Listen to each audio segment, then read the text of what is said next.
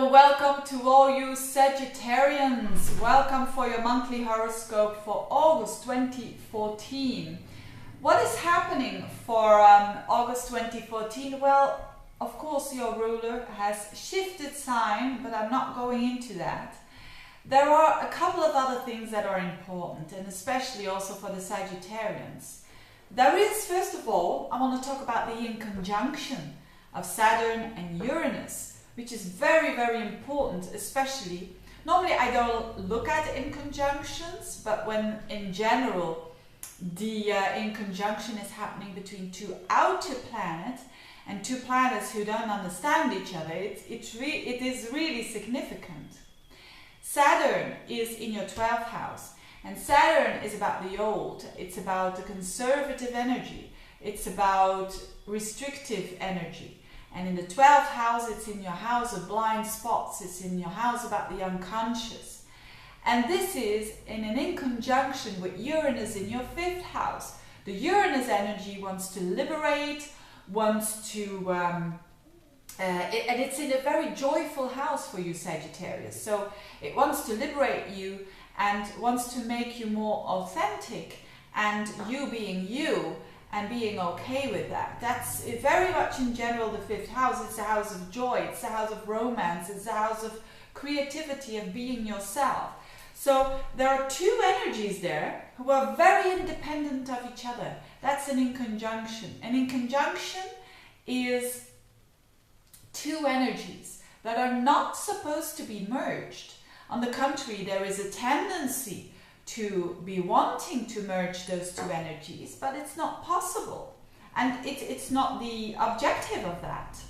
The goal of this in conjunction is that those two energies, they operate independently, and maybe in a later stage there will, and hopefully there will be the merging between the new and the old. So this is of course very in general, that for all of us, merging the new with the old is not easy. It's not an easy thing. And for what areas of life are we talking about here for you Sagittarians? It's about the area of life that has to do with your spotting your blind spots and cleaning up, actually, with the Saturn that is working there. The old patterns, you are really looking at them and trying to see, okay, do I have to clean it up, yes or no? That is what Saturn is doing.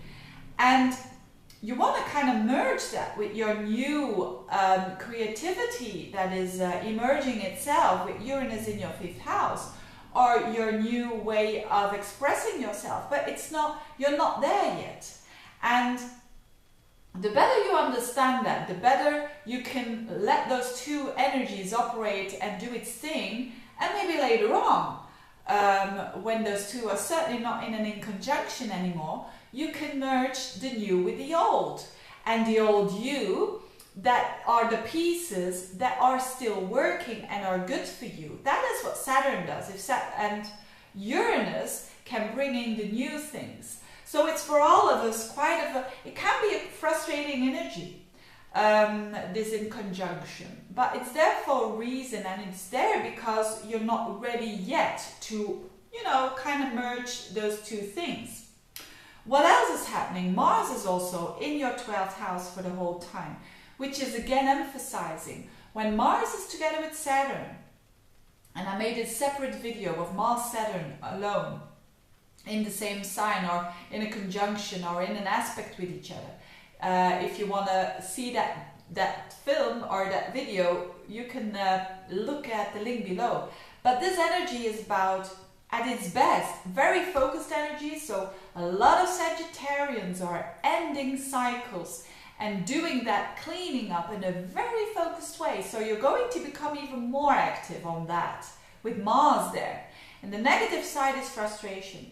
The negative side is that some pieces of yourself, you can't deal with them, and you want to put them away, but you're not ready yet. And that has to do with that Uranus that I just talked about, because that Uranus is really wanting to go forwards and wanting to express itself in that new way, in that new authentic way. So be a bit patient there.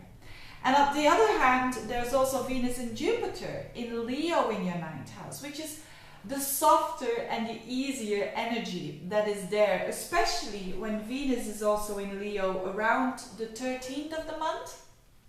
That means for travel, for people who work with people abroad, for PR, for anything that has to do with studies, higher studies, college, university, anything that has to do with broadening the mind, on exploring when it comes to different cultures. It's a fantastic time. It's also probably for a lot of people the time of going abroad for vacation. Is really a nice time with and Venus there, which is the planet of diplomacy, which is the planet of enjoying oneself.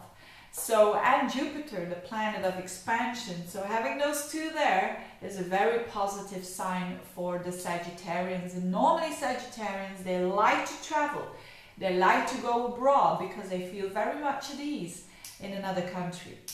If you want to know more about Jupiter in Leo specifically, I also have a video for that. So check out the other videos as well. If you're interested in astrology, you can learn from that, I hope. Now there's also the new moon in Virgo, which is very significant for you as it is in a key area of your life, which is the 10th house. It's the highest point of the horoscope, so around the 25th. It's a bit of a building up there. There's a new start. An ending, a new beginning when it comes to, for a lot of you, work. When it comes to how you present yourself in the big world there. That's the 10th house. So there is a shift in there. So for some it will be a new job. For others it will be a new direction. It may be the same job, yes, but maybe a promotion. Or maybe something completely different that you do. And so an ending of your old job and going towards something that is completely different, that has nothing to do with the old job, and that you are focusing there on new projects. So a very interesting month for the Sagittarians with, yes, still it depths. So although Jupiter is now in your 9th house, Jupiter is your boss, you could say, it's your ruler, and you are in the 9th house, which is a very uplifting house, but with so much going on in the 12th house, which is a very hidden house, you can say, all those astrologers were talking about Jupiter in Leo, and I can't feel anything of it. It's because of that. It's because this Mars and Saturn are really still working very hard in that 12th house of yours. But that's not going to last forever. So do the work that you need to do. And the inner work mostly, so being very active there. So maybe a bit lower on energy because Mars is a planet of activity, and when it's in the 12th house it can show that sometimes you feel a bit easier tired or something like that. But in September Mars is going to be in your sign, and that's a totally different story. But enjoy this month, Sagittarians, and if you want a reading, click on the link below, and see you next month. Bye bye, thanks for listening.